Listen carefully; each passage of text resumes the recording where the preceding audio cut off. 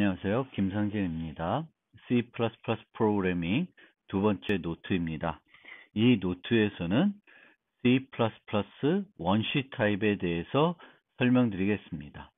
원시 타입이라고 하는 것은 데이터를 하나만 유지하는 타입을 말합니다.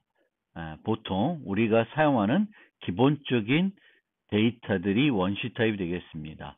정수, 부동소수, 문자 이런 것들이 원시 타입에 해당됩니다. C++는 C를 포함하는 언어이기 때문에 C에 존재했던 모든 원시 타입을 그대로 가지고 있습니다. 여기에 C++는 불이라고 하는 논리형이 추가가 되었고요. 그 밖에 이 원시 타입을 우리가 이용해서 프로그램을 하려고 그러면 알아둬야 되는 것들이 있습니다.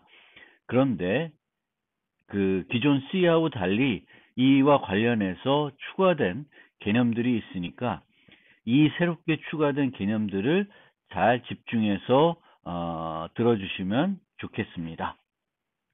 그래서 타입과 변수, 또 이 변수라는 것들을 실제 선언하고 사용하기 위해서는 변수의 이름을 붙여줘야 되는데, 그러기 위해서는 우리가 그 이름, 우리가 지어주는 이름을 이제 프로그래밍 세계에서는 식별자라고 합니다. 그래서 식별자를 명명하는 규칙도 간단히 설명드리고요. 그리고 int부터 차례대로 C++의 원시 타입에 대해서 설명드리겠습니다.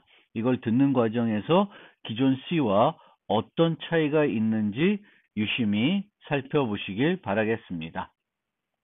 자, 먼저 타입입니다. 프로그램은 그 기능을 수행하기 위해 다양한 데이터를 처리합니다. 오늘날 프로그램을 처리하는 데이터의 양과 복잡성은 계속 증가하고 있습니다.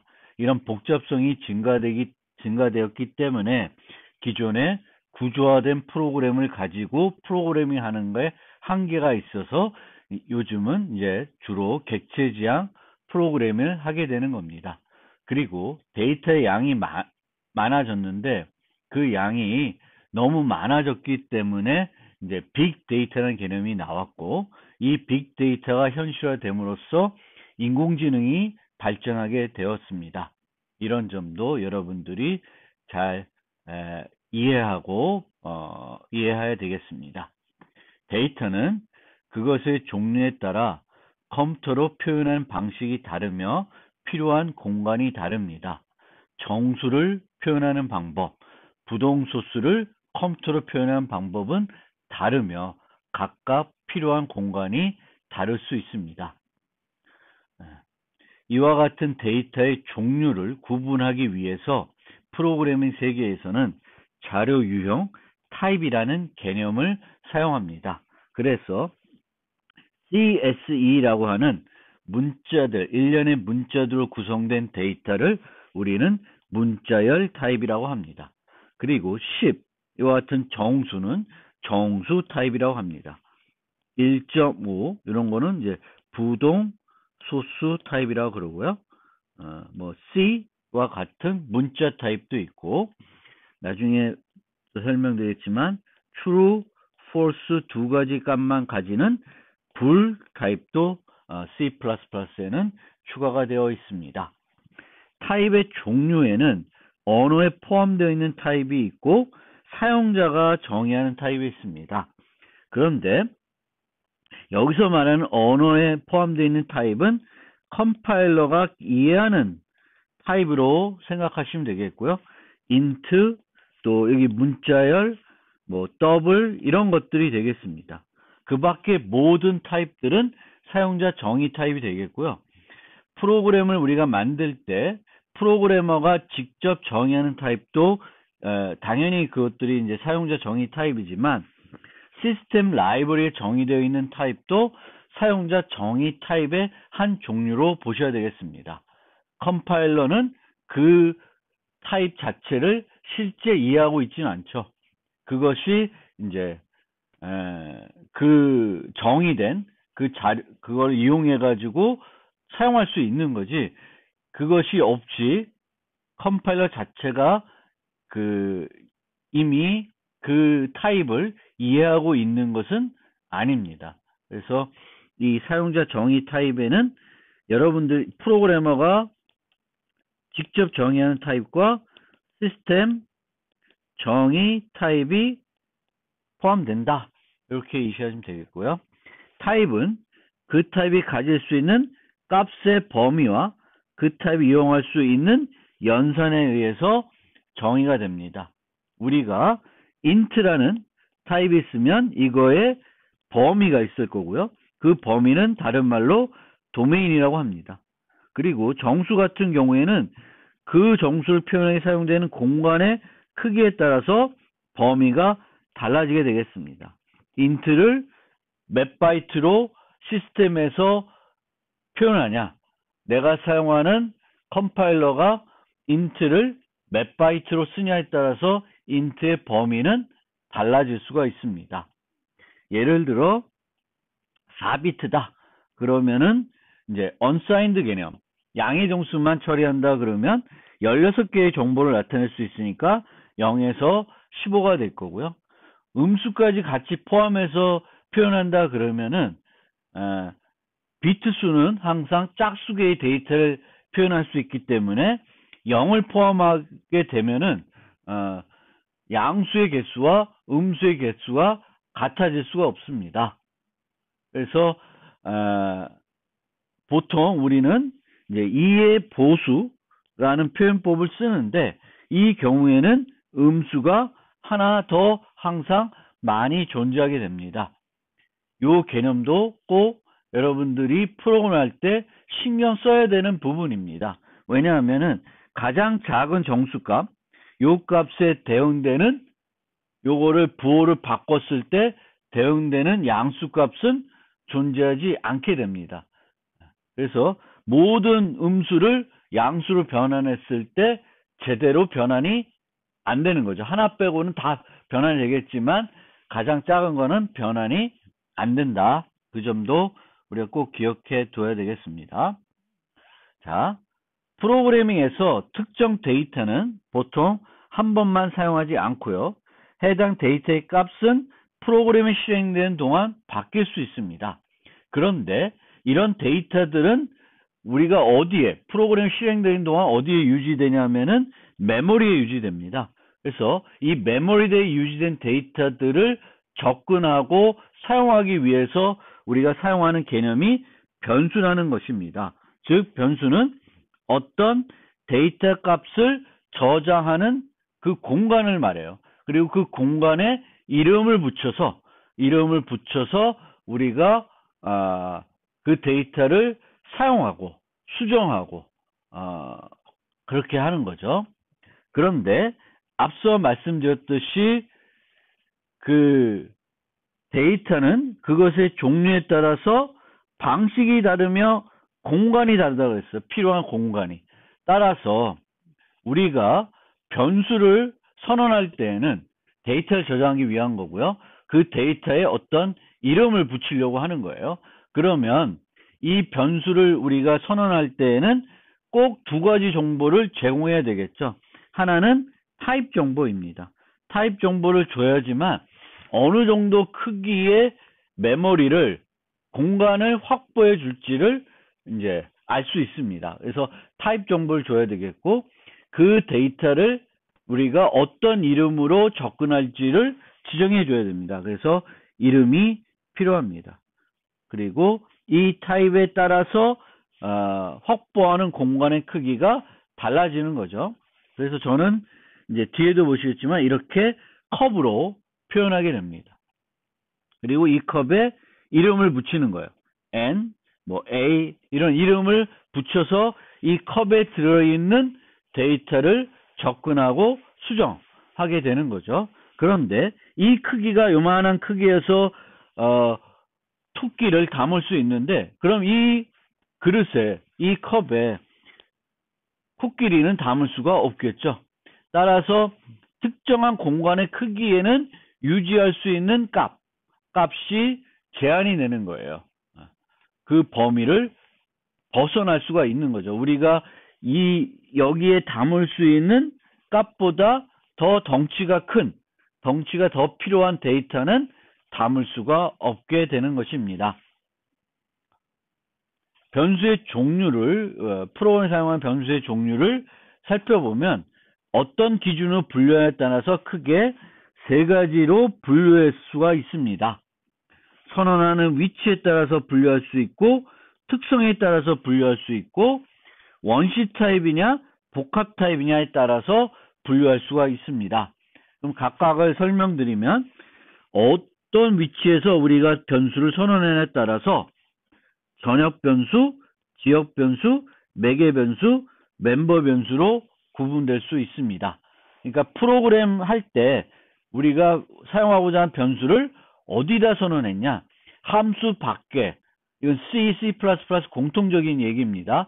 그래서 함수 밖에 선언하면 전역 변수가 되겠고, 함수 내에 선언하면은 지역 변수가 됩니다. 그리고 이 지역 변수 중에는 함수의 특별한 변수로서 매개 변수가 있는 거죠. 함수가 호출될 때 전달된 인자를 유지하는 변수가 매개 변수입니다. 그리고 멤버 변수라는 것이 있습니다. 이 멤버 변수는 구조체나 클래스 내에 정의하는 변수를 멤버 변수라고 합니다. 포인트에는 x, y 두 가지 필드가 있다고 말하기도 하고요. x, y 두 가지 멤버 변수를 가지고 있다고도 말합니다. 객체지향에서는 이제 멤버 변수라는 얘기를 많이 사용하니까 이 객체가 갖고 있는 어떤 특성을 유지하기 위한 변수가 되기 때문에 멤버 베리어블, 멤버 변수라고 합니다. 두 번째 분류로는 특성에 따라서 분류합니다. 이 데이터의 이 변수의 특성입니다. 크게 세 가지로 분류하는데 C++에서는 일반 변수, 포인터 변수, 참조 변수 세 가지로 분류할 수 있습니다. 참조 변수는 C에는 없던 거예요. C에는 없고 C++에 추가가 된 새로운 형태의 변수가 되겠습니다. 일반 변수는 변수 자체의 값을 유지하는 거예요. 그래서 요 A라고 하는 변수는 일반 변수에 해당이 되겠습니다. 그 다음에 포인터 변수는 변수가 값을 유지하는 것이 아니라 값이 저장되어 있는 위치 정보를 유지하는 것이 포인터 변수입니다. 그래서 포인터 변수는 여기서처럼 이 B는 포인터 변수에 해당되고 별표를 이용해서 선언합니다. 그리고 A의 주소를 저장하고 있어요. A의 위치 정보. 우리는 이 위치 정보를 프로그램에서는 어드레스, 주소라고 합니다. 그래서 저장된 위치 정보를 알면 그 데이터에 접근할 수가 있겠죠. 그 데이터가 어디에 있는지 이미 알고 있는 거고 A는 그 위치 자체를 이름표를 붙여준 걸로 보시면 되겠고, B는 여기에 이름표를 붙인 게 아니라 다른 곳에 이름표를 붙여놓고 그 위치에는 데이터가 아니라 데이터가 저장된 위치 정보를 유지하는 겁니다. 그러면 참조 변수는 뭐냐면은 기존 변수의 또 다른 이름입니다. 새로운 이름을 하나 더 만들어서 붙여주는 거예요. A라는 이름만 있었는데 여기에다가 C라는 이름을 하나 더 붙여주는 거예요. 그래서 참조 변수는 C++에서는 요 연산, 예전에 이제 C에서는 주소 연산자 수는 그 기호를 선언할 때 쓰고 있습니다. 그래서 A와 동일한 이름이다. A의 alias라고 그러죠. 영어로는 새로운 닉네임, 가명 뭐 이런 거예요. 그래서 A의 또 다른 이름의 A와 다른 이름의 하나를 더 만들어서 사용하는 겁니다. 그래서 그런 개념의 참조 변수가 C++에선 추가가 되어 있습니다. 그런데 포인터 변수와 참조 변수는 좀 특성이 달라요. 포인터 변수는 데이터를 접근할 때 실제적으로 우리가 변수를 사용하는 궁극적인 목적은 데이터를 접근하는 데 있습니다. 이 주소 정보를 활용하려는, 그러니까 접근하려는 이 주소 값을 알고 싶어서 B라는 변수를 만드는 것이 아니라 간접적으로 여기를 접근하기 위해서 주소를 유지하는 거예요. 결국 목적은 여기에 있다는 거예요. 10에. 그래서 데이터를 접근할 때 다른 문법을 씁니다. 이렇게 쓰는데 보통은 선언할 때 썼던 기호를 연산자로 써서 데이터를 접근하게 됩니다. 근데 참조 변수는 기존 변수의 또 다른 이름이기 때문에 A와 C는 차이점이 없는 거예요. 그래서 선언할 때만 차이가 있고 동일 문법을 사용합니다. 그냥 C equal 5가 되는 거예요. A equal 5. 똑같이 그러면 이 값이 5로 바뀌게 됩니다. 그런데 포인터 변수는 선언할 때 null ptr, 뭐 예전에는 이제 C에서는 null 값을 줘서 어떤 것도 가리키지 않는다고 할 수 있습니다. 그러니까 선언과 동시에 초기화를 안 해도 돼요. 포인터 변수는. 해야 좋지만 안 한다고 해서 문법 오류가 나진 않습니다. 근데 참조 변수는 반드시 초기화되고 참조하는 것을 바꿀 수 없습니다. B는 A의 주소를 유지하다가 뭐 다른 D 변수가 있으면 D의 주소를 유지하게끔 할 수 있습니다. 그런데 참조 변수는 한번 참조한 것을 바꿀 수 없고요. 참조 변수는 별도 실존하는 것이 아닙니다. 따로 뭔가 공간이 있는 건 아니에요. 내부적으로 프로그램 내에서 어떻게 처리하는지는 모르겠지만 우리가 개발자 입장에서 프로그램을 생각할 때는 참조 변수는 공간을 갖고 있지 않은 걸로 생각하시면 돼요. 그래서 C의 주소를 요구하면 새로운 어떤 주소를 주는 것이 아니라 그것이 원래 A의 다른 이름이기 때문에 A의 주소를 줍니다. 그래서 여기서 A의 주소나 C의 주소는 같습니다. 그래서 그 점도 꼭 기억해 주시면 좋겠고요. 일반 변수는 유지한 데이터에 따라서 필요한 공간이 다르다. 문자가 필요한 공간, 인트가 필요한 공간, 더블이 필요한 공간이 다릅니다. 물론 그 공간들은 이제 그 언어에서 나름대로 규칙을 정해놨죠. 정해놨지만 보통 데이터들마다 필요한 공간이 다르다. 그리고 세 번째 분류로 이 유지하는 데이터가 하나냐, 값이 하나냐, 여러 개냐에 따라서 원시 타입, 복합 타입으로 구분할 수 있습니다. 유지하는 값이 하나이면 원시 타입. 그리고 이 하나를 더 이상 나눌 수 없는 경우에 우리가 원시 타입이라고 그러고 불, 캐릭터, 인트, 플롯, 더블 이런 것들이 원시 타입에 합니다. C에 비해 불, 롱이 추가됐다. 이렇게 알아두시면 되겠습니다. 그리고 값을 하나만 유지하는 게 아니라 여러 개 유지하는 타입을 우리는 복합 타입이라고 합니다. 그래서 언어 안에 정의되어 있는 복합 타입에는 배열이 있고 문자열이 있습니다. 그리고 구조체를 이용해서 우리가 새로운 타입들을 여러 데이터들을 하나로 묶어서 사용할 수 있는 구조체를 정의해서 사용할 수가 있습니다. 변수는 선언과 동시에 초기화하는 것이 가장 바람직합니다.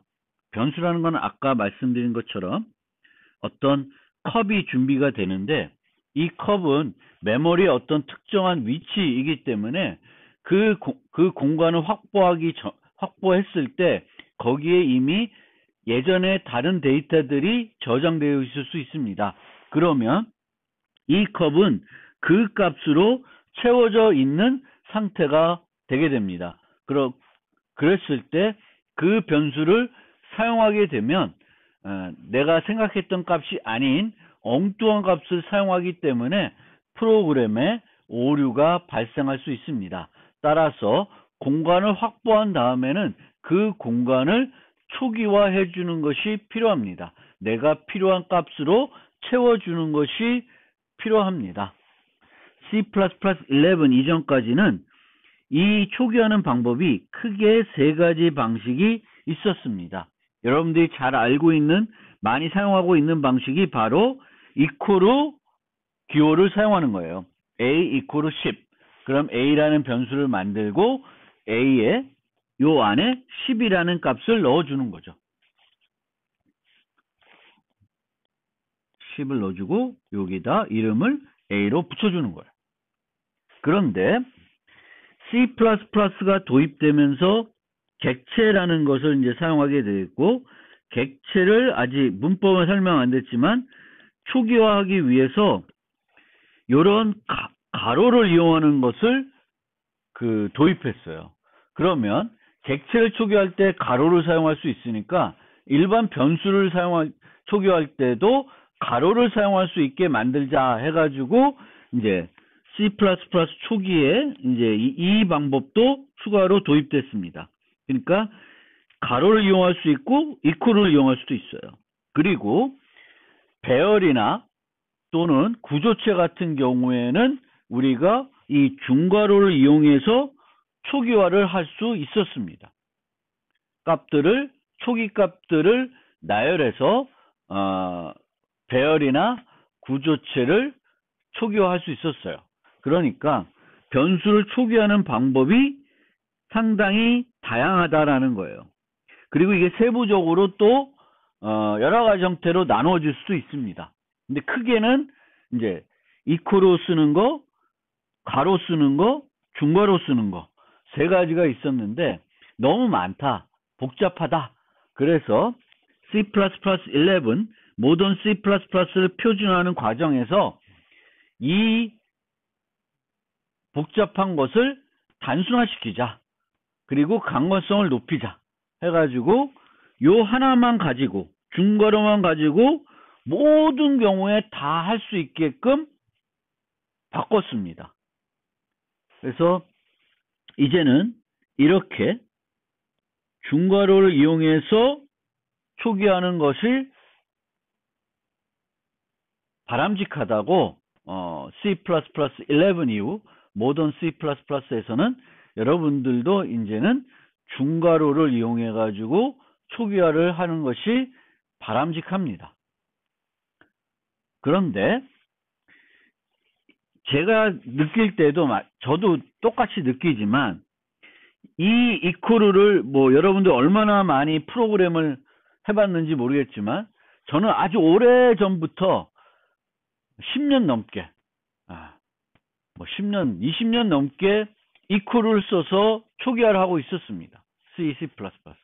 자바는 또 이퀄을 또 쓰고 있어요. 그러니까 여러 언어에서 대부분 다 이퀄을 쓰고 있기 때문에 이퀄을 이용해서 초기화하는 것이 되게 당연시 돼요.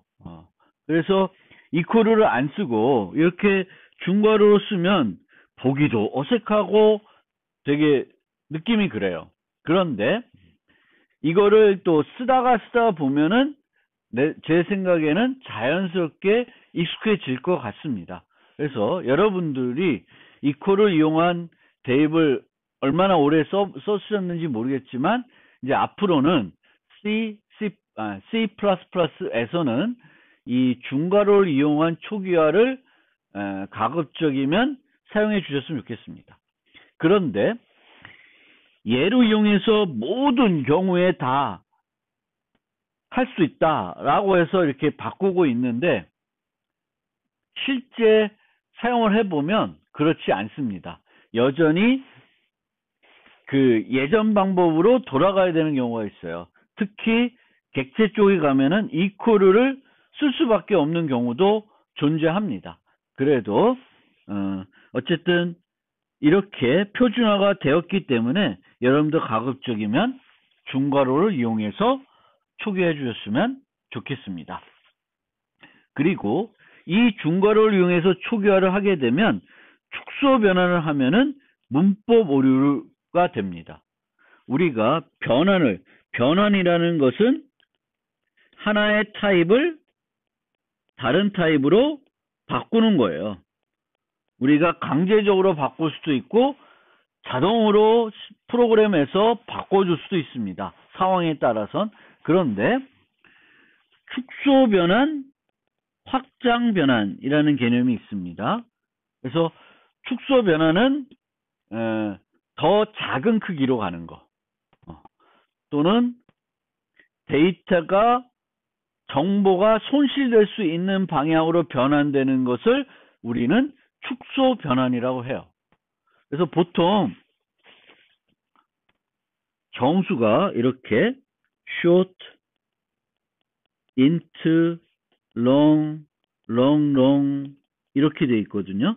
그러면 이쪽 방향으로 가는 건 확장 변환이 되겠고, 이쪽으로 가는 건 축소 변환이 돼요. 그리고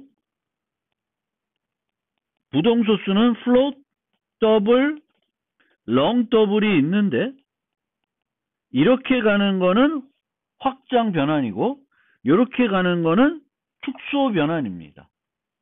축소 변환. 그런데 여기서 일로 가는 거는 어떤 타입인지에 따라서, 또 타입의 실제 그 시스템에서 사용하는 크기에 따라서는 정보 손실이 발생할 수 있습니다. 따라서 C++에서는 정수에서 부동소수로 바꾸는 것을 narrowing conversion, 축소 변환으로 간주합니다. 그렇기 때문에 여기에 보면 A가 10이고요. F1의 A면은 이거는 문법 오류가 됩니다. C++에서는 11 이후에는 문법 오류가 돼요. 정수에서 더블로. 실제 정보 손실이 일어나냐 안 일어나냐 중요하지 않아요. 그러니까 A는 10이고 F1에 넣으면 10.0을 F1이 유지할 수 있으니까 정보 손실은 일어나지 않습니다. 그렇지만 그거를 따지는 게 아니라 가능한 타입의 그런 축소 변환이 일어날 수 있는 타입에서 그 초기화가 이루어지면은 실제 그것이 어떤 값을 가지고 있는지 살펴보기가 어렵기 때문에 컴파일 과정에서는 에러를 문법 오류를 줍니다. 그런데 이 경우에는 변수가 아니라 상수를 쓰고 있어요. 상수인 경우에는 상수이거나 상수식 3 더하기 5 이렇게 쓸 수 있어요. 뭐 그렇게 쓸 일은 없겠지만 어쨌든 상수식을 쓸 수 있고, 상수식은 여전히 상수입니다. 그러면 이런 상수들을 대입할 때는 이 경우에는 컴파일러가 정보 손실이 일어나는지 안 일어나는지 확인할 수 있기 때문에 확인을 해서 정보 손실이 일어나지 않으면은 에러를 주지 않습니다. 그래서 이 경우에는 에러가 나지 않아요. 실제 더블이 8바이트이고 인트가 4바이트면은 이렇게 전환하면은 정보 손실이 일어나진 않아요. 발생하진 않습니다. 발생하지 않는데 그럼에도 불구하고 가능하기 때문에 인트 타입과 더블 타입을 우리의 크기를 항상 모든 환경이 저렇다고 보장할 수 없기 때문에 축소 변환으로 표준에서 정해놓기 때문에 에러를 주고 있습니다. 요 초기화를 하게 되면 그냥 float f1 equal a 이렇게 하면은 요거는 그 컴파일러에 따라서 워닝을 줄 수도 있지만 에러는 안 줘요. 하지만 C++ 되면서 이렇게 사용하면 에러를 주게 됩니다. 그래서 변수는 요약 정리하면은 선언과 동시에 초기화해주는 습관을 가지셔야 되겠고, C++11 이후에는 중괄호를 이용한 초기화를 사용하도록 습관화해 주시면 좋을 것 같습니다. 그 다음에 C++에 또 추가된 기능이에요. 요거는 편리성을 또 간결성을 높이고자 도입된 기능입니다. 어떤 측면에서는 강건성도 높일 수 있는 측면도 있습니다. 그래서 오토는 뭐냐면은 지역 변수를 선언할 때 이게 처음에는 이제 이렇게 됐는데 나중에는 14부터는 함수의 반환 타입으로도 오토를 사용할 수 있습니다. 근데 처음 도입했을 때는 지역 변수를 선언할 때만 사용할 수 있었고, 이 오토를 사용하면 초기 값을 반드시 주어야 돼요. 초기 값을 주어야 되겠고, 오토는 이 초기 값을 이용해서 이 변수의 타입을 자동으로 유추해 줍니다. 그러니까 내가 int n 1 이렇게 선언하는 게 아니라 오토 n 1 이렇게 선언해야 돼요. 그러면 요 초기 값을 이용해서 오토는 int구나 라고 유추하게 됩니다.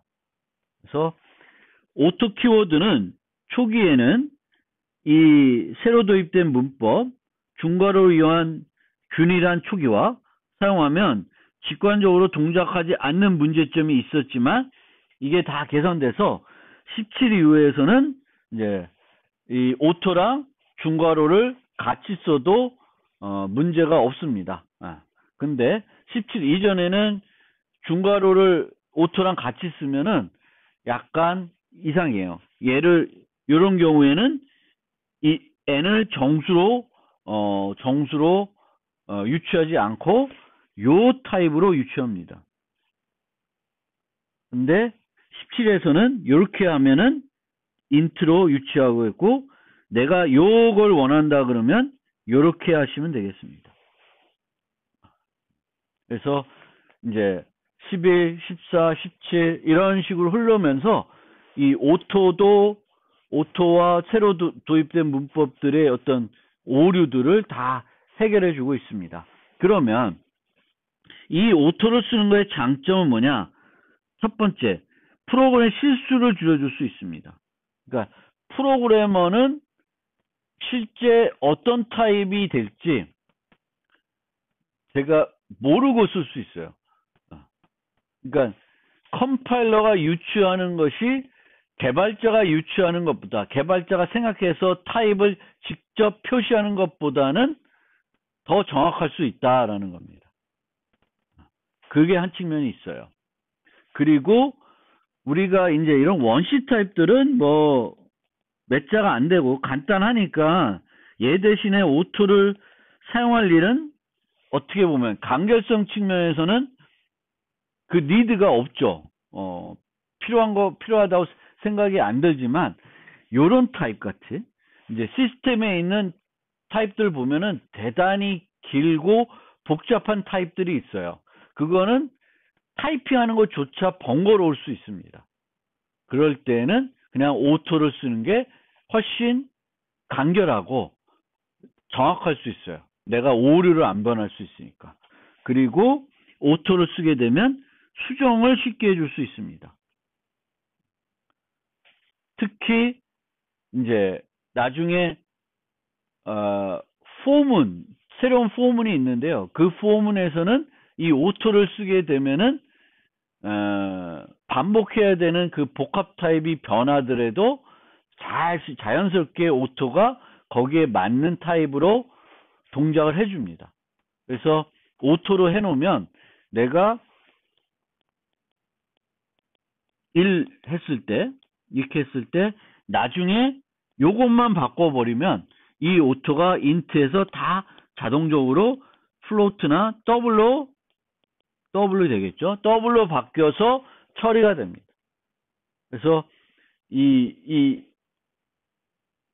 오토를 다 써놓으면은 내가 초기값만 바꿔서 그 초기값에 맞는 타입을 사용하도록 쉽게 수정할 수 있습니다. 만약에 내가 int를 썼으면 다 또 내려가서 맞게끔 다 인트 썼던 것들을 다 W로 바꿔줘야 되는데, 오토로 써놨으면은 초기값만 바꿔주면은 다 알아서 맞춰주게 되겠죠. 그래서 오토의 단점으로는 타입 유추가 프로그램의 의도와 다를 수 있다는데, 그거는 프로그래머가 조금은 실력이라 그럴까? 그 언어에 대한 이해가 조금은 떨어져서 그럴 수가 있습니다. 이렇게 쓰면 이 타입이 나와야 되는데 그거를 프로그래머가 잘못 이해하고 있는 거죠. 그래서 그것이 이제 단점이라고도 합니다. 왜냐하면은 이제 개발자들은 잘 C++ 정확히 이해 못하고 이런 타입이라고 생각했는데 오토를 썼는데 실제는 다른 타입이야. 그러면은 프로그램이 그 개발자가 의도했던 거하고는 다르게 동작하겠죠. 그리고 그렇게 다르게 동작하는 원인을 개발자가 빠르게 인지 못할 수도 있습니다. 네, 근데 이게 어쨌든 이런 측면이 있고요. 14부터는 이제 지역 변선을 할 때뿐만 아니라 함수의 반환 타입으로도 사용할 수 있고요. 오토는 절대 참조 타입으로 유추하지 않고 상수로 유추하지 않습니다. 그래서 상수를 우리가 const, int, n, 0 이런 식으로 해서 n 변수를 쓰면서 n을 상수로 만들 수 있습니다. const를 이용해서. 근데 오토를 쓰려고 하면은 오토도 이렇게 오토 n 0 이런 식으로 써줘야 돼요. 그리고 참조를 원하면 n a 이런 식으로 써야 돼요. 그래서 내가 요 변수를 참조 타입으로 쓰고 싶다 그러면 요걸 추가해 줘야 되고, 상수를 쓰고 싶으면 const를 써야 돼요. 요걸 가지고 요 초기값을 가지고 이게 참조 타입을 원하는 건지 상수를 원하는 건지는 단정해서 판단할 수가 없죠. 그래서 그런 걸 원하면은 내가 어떤 오토를 이용해서 변수를 선언할 때 상수 변수를 원한다, 참조 타입을 원한다 그러면 이렇게 할 수 있어요. 그런데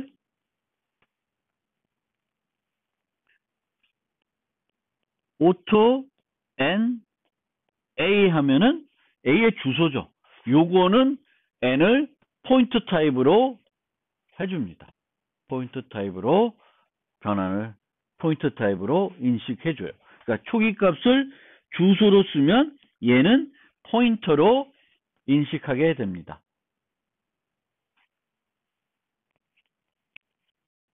그리고 오토만 있는 게 아니라 오토와 유사한 dec 타입이라는 게 또 있습니다. 이처럼 C++는 매우 복잡합니다. 문법이.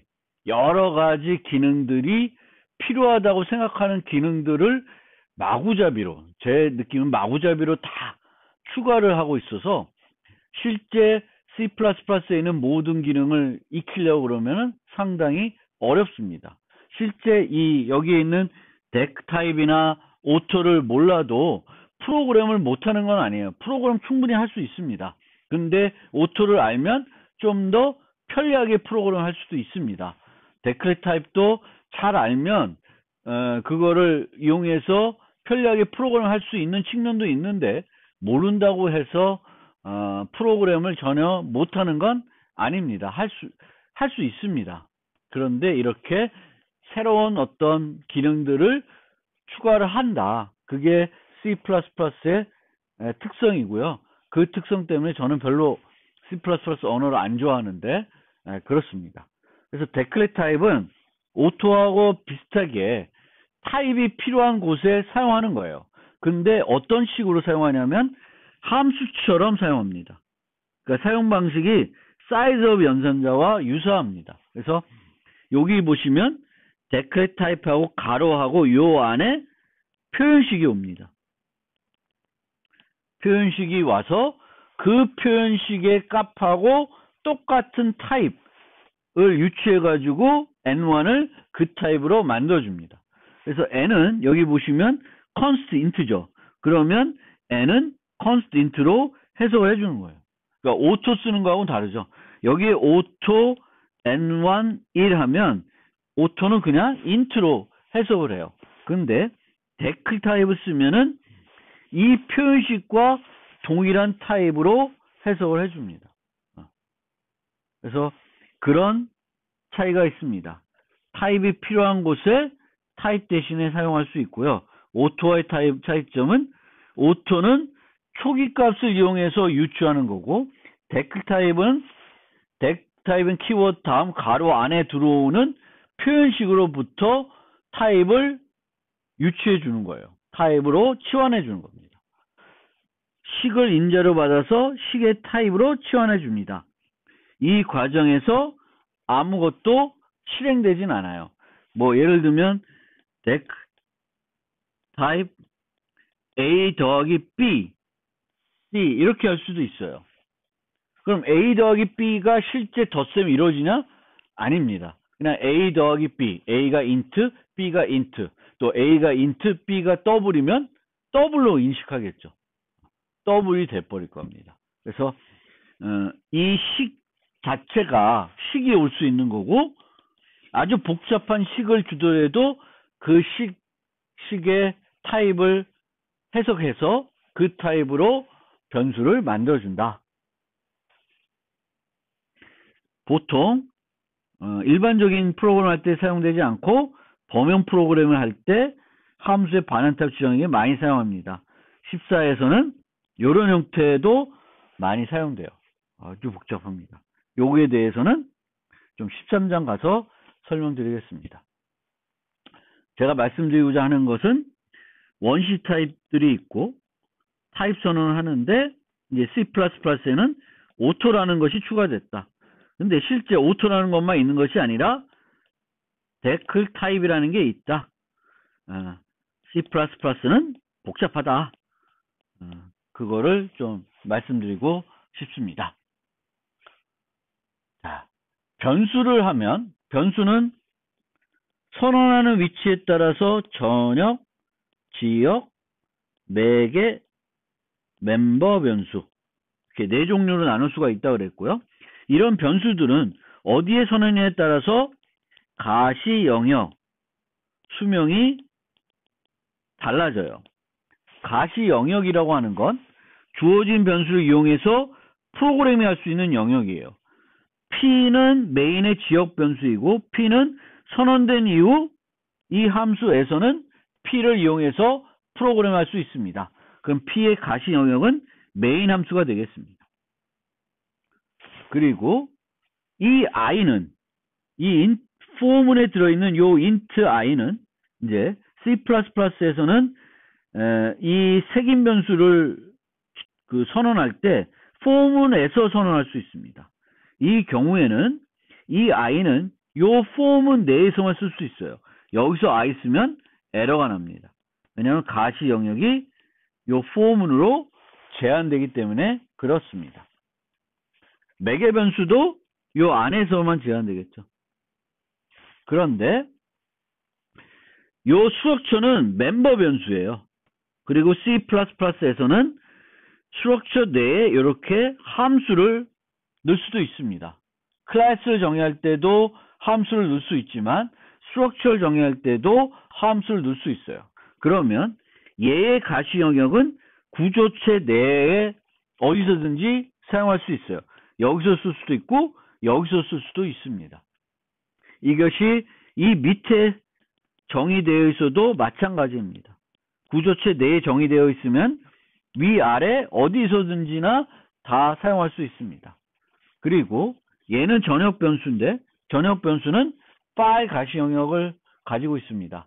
실제적으로는 이제 C나 C++에서는 이런 전역 변수들은 이 파일에서만 사용할 수 있는 건 아니고 다른 파일에서도 사용할 수도 있습니다. 물론 여기에 const static 이라고 써주시면 이 파일로 제한이 되겠죠. 그래서 static 키워드를 전역 변수에 넣으면은 가시 영역을 제한하게 됩니다. 그 다음에 수명은 이 변수가 언제 메모리의 위치에 자리를 잡고 언제 소멸하냐는 거예요. 그런데 이런 전역 변수들은 프로그램이 시작되면 만들어지게 되겠고 프로그램이 종료될 때까지 그 자리를 계속 차지하고 있습니다. 그런데 지역 변수나 매개 변수들은 이 함수가 호출될 때마다 생겼다가 없어집니다. 이런 변수들이 어디에 생기냐면은 함수 스택에 생긴다고 해요. 그러니까 메모리 공간 중에 함수들이 호출될 때 사용되는 공간이 있고 그 공간을 우리가 스택 공간이라 그래요. 뭐 스택, 힙, 요 메모리 공간에 대해서는 또 뒤에 가면 설명드릴 기회가 있을 겁니다. 어쨌든 이 지역 변수들은 블록 가시 영역을 갖는데 수명은 함수 수명하고 같다라는 것이 되겠습니다. 함수가 불러지면 자리를 차지하게 되겠고 함수가 종료되면 자동으로 반납됩니다. 프로그램 내에서 특정 함수가 여러 번 호출되면은 여러 번 만들어졌다가 사라졌다를 반복하게 됩니다. 멤버 변수는 가시 영역이 구조체, 클래스로 가시 영역을 갖는데 수명이 객체 수명하고 똑같습니다. 이 구조체 변수를 만들면은 x와 y 값이 만들어지게 되겠고 이 p라는 구조체가 사라지면 x와 y도 사라집니다. 그러니까 얘는 자체적인 수명을 갖고 있는 게 아니라 요 구조체의 변수가 생성이 되면 그 변수의 수명을 따른다는 거예요. 그 변수가 전엽 변수이면은 계속 있을 것이고 지엽 변수이면은 살았다 죽었다를 반복하게 될 것입니다. 그래서 우리가 변수가 있으면 그 변수의 가시영역과 수명을 알아야 되겠고 전엽 변수 같은 지엽 변수에서는 스태틱을 붙일 수 있는데 이 경우에는 가시영역이 바뀌는 게 아니라 수명이 함수 수명에서 프로그램 수명으로 바뀌게 됩니다. 한 번만 만들었다 계속 유지하는 거예요. 그래서 지역 변수의 수명을 프로그램 수명으로 바꿔주면 스태틱으로 쓰면 되겠고 요 스태틱하고 요 스태틱은 기능이 많이 다르죠. 전역 변수에 붙은 스태틱은 가시 영역을 바꿔주는 거고 지역 변수의 스태틱은 수명을 바꿔주는 거다. 이해해 주시면 좋겠습니다. 그리고 우리가 프로그램에서 데이터를 사용할 때 이 데이터 값이 프로그램이 사용되는 동안 바뀌는지 안 바뀌는지 살펴봐야 되겠고 안 바뀌면 그것이 바뀔 수 없도록 막아줘야지 프로그램의 오류를 줄일 수 있습니다. 따라서 우리가 어떤 데이터를 처리해야 될 때 이 데이터가 변수로 처리해야 되는 건지 상수로 처리해야 되는 건지 구분할 수 있어야 되겠고 상수로 처리해야 되는 것은 반드시 상수로 처리해야 강건성을 높일 수가 있습니다. 그리고 프로그램 내에서 우리가 이렇게 10, 50, 100, 3.14 여러 가지 수치들을 변수와 상관없이 프로그램 과정에서 사용할 수 있습니다. A 이퀄 5 더하기 B. 그럼 5는 상수가 되겠죠. 그런데 이 5라는 것이 어떤 의미를 가지고 있을 경우에 특별한 의미를 가지고 있을 때는 5라고 쓰는 것보다는 이 5를 뭐 max라든지 다른 이름으로 바꿔서 사용하는 것이 더 가독성을 프로그램의 가독성을 높여주는 방법이 되겠습니다. 그래서 이런 말이 있습니다. 프로그램 팁 중에 don't use magic numbers. 그러니까 이렇게 그냥 수치 상수나 그 문자의 상수를 프로그램 내에서 이름 없이 사용하는 것은 바람직하지 않다. 그래서 이런 수치 상수들 또는 뭐 문자의 상수들도 그것이 어떤 의미가 있으면은 의미 있는 이름을 부여하는 것이 가독성을 높일 수가 있고 또 하나는 수정을 용이하게 해줄 수가 있습니다. 5가 여러 차례 등장할 수 있거든요. 같은 의미를 가진. 근데 맥스로 다 바꾸고 나면 나중에 이 5 대신에 20을 쓰고 싶어요. 그럼 맥스 값만 20으로 바꿔주면 편하겠죠. 그래서 우리가 이제 데이터를 사용할 때 이 데이터가 변수인지 상수인지 구분을 할 필요가 있고 상수들을 프로그램 내에서 그냥 상수 자체를 서술해 가지고 사용하는 경우가 있는데, 그럴 경우에도 이 상수가 의미 있는 어떤 이름을 붙여줄 수 있으면은 붙여줘서 프로그램 하는 것이 가독성도 높일 수 있고 강건성도 높일 수 있습니다. 그럼 이런 상수 데이터들은 초기 C에서는 define이라는 전처리 문장을 이용해서 정의를 했었는데, C++에서는 define 쓰기보다는 constant 수식어를 이용해서 상수 변수를 정의합니다. 그래서 const int max 100. 그러면 max는 100이라는 값을 가지게 되겠고 int 타입이고 고정이 됩니다. 바뀔 수가 없어요. 그래서 이렇게 많이 사용되고요. define을 사용하는 것보다는 이렇게 사용하는 것이 더 바람직하다고 합니다. 근데 차이점은, define와 차이점은 공간을 차지하며, 얘는 변수이기 때문에 마찬가지로 컵이 만들어지는 거예요. 근데 define 쓰면은 컵이 만들어지는 것이 아니라 프로그램 코드 자체에 들어가 있는 거죠. 들어가 있는 거예요. 기계적으로 코드 자체에, 메모리 영역에 있는 게 아니라 코드 자체에 들어가 있는 겁니다. 그래서 공간을 차지하며 가시 영역을 제한할 수 있습니다. 이게 장점입니다. define은 한번 쓰면 어디서든지 다 쓸 수 있어요. 근데 const를 써주면 내가 저 변수를 선언한 위치에 따라서 프로그램 가시 영역을 가지도록 파일 가시 영역을 가지도록 할 수도 있고 어떤 블럭 가시 영역을 가지도록 할 수도 있습니다. 그리고 C++11이 되면 여기에 더 한 술 더 떨어서 const expression이라고 하는 게 또 추가됐습니다. 그러니까 요 대신에 const expr를 쓸 수도 있습니다. 요 개념은 나중에 한번 또 추가적으로 설명드리겠습니다. 이런 변수들을 const 하나, 요거 하나 큰 차이는 없습니다. 둘 다 초기화된 값을 수정할 수는 없습니다.